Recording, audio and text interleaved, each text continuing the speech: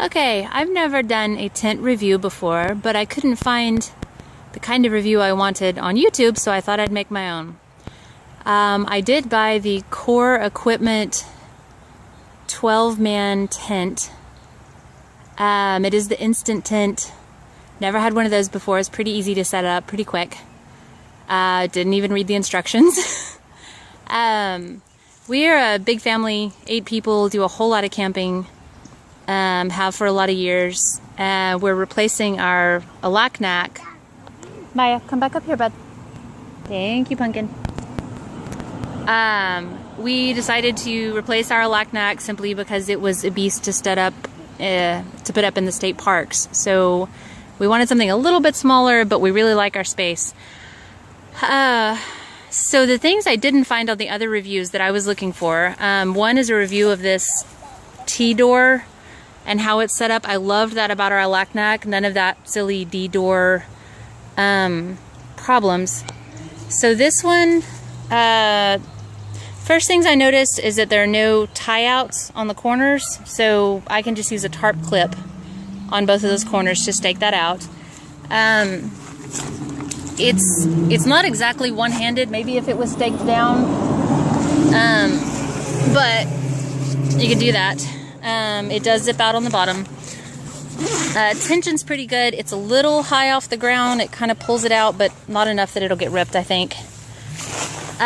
Going inside, I love the big ventilation. You'll see it goes to both ends right there.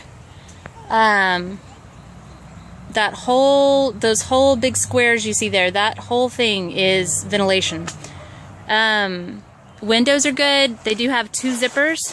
So if you want, you can pull this out of here and, zip it up part way, whatever you need to do to have some privacy, still get good ventilation.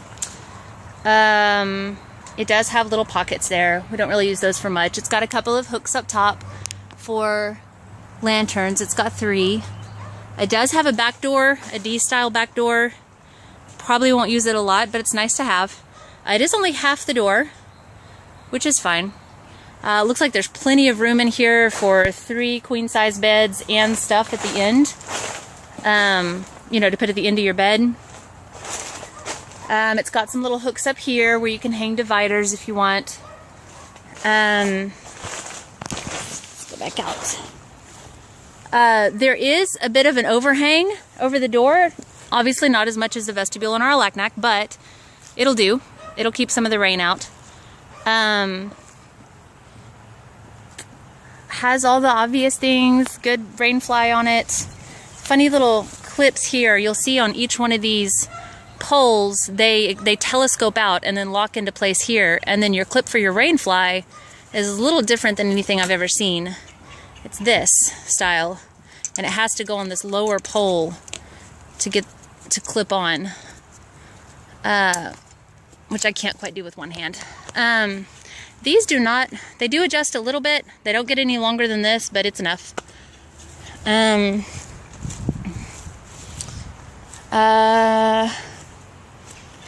ends of the corners here on these instant tents, they don't come out. They stay locked in. So, you just stake them in the ground. They don't come loose. My one little issue that I had with this, and we'll see if it'll be a problem or not, is that this rain fly piece right here that goes over the top, it's got a little bar in it. There's no Velcro holding it in up here. You can slip it out, which is okay. But where this bar goes in to this clip, you can't really see it very well. It doesn't sit down in there right. It really should be more at an angle like that to fit into that little loop. It looks like it's almost gonna pop out. I'm afraid a good gust of wind might pop this out, but we'll try it and see. I'll update in a few months after our first good rain, and we'll see if the wind knocks it out. This is your space and ventilation above the tent, between the tent roof and the rain fly. All of that is attached. There's no detaching and moving poles. The rest of it looks really good. I'm really excited about this. I think it'll be a good in-between, not quite an outfitter tent, but something more than our